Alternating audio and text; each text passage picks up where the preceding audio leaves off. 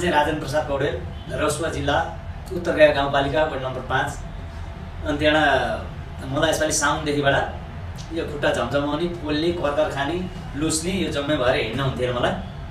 हिँड्न नहुने, एक ठाउँमा बसे तापनि करकर खाइरहने हुन्थ्यो। त्यहाँबाट मेडिकलतिर गएँ, त्रिशुलीमा मेडिकलतिर औषधि खाएँ, लाँदै खाँदै गएँ, केही पत्ता लागेन।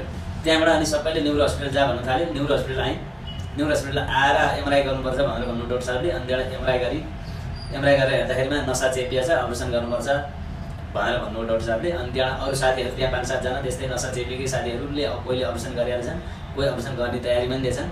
अनि त्यहाँबाट तिनीहरूले भने अपरेसन चाहिँ नगरेर भएको अन्त संस्थाहरू खुलिया छ, अन्त हस्पिटलहरू कता छन्, आयुर्वेदतिर जाऊ, यतातिर ठिक हुन्छ, बरु अपरेसन नगरेर हामी अपरेसन गरेर मान्छे पनि हामी बिग्रियौँ, जताततै पैसा पनि गयो, हाम्रो नसा जताततै छ, त्यही पहिलाभन्दा झन् बढी दुख्छ भनेर भन्ने कुरा गर्नुहोस्। साथीहरूले पनि त्यस्तो सल्लाह लिएर अनि त्यहाँबाट म अपरेसन नगरिकन घर गएँ। घर गएर 2 महिना लगभग घरमा बसी मेडिकलतिर औषधि खान्छु, छुँदैन, यो खाने मात्रै हो। त्यसो गरेर अनि पछाडि भएपछि अहिले छोराले पत्ता लगाएर यहाँ ल्याएर चाहिँ अहिले मेरो राम्रो उपचार भयो। त्यहाँ वेदान्त हस्पिटल भनेर म साथीहरूलाई सुझाव सल्लाह दिन्छु।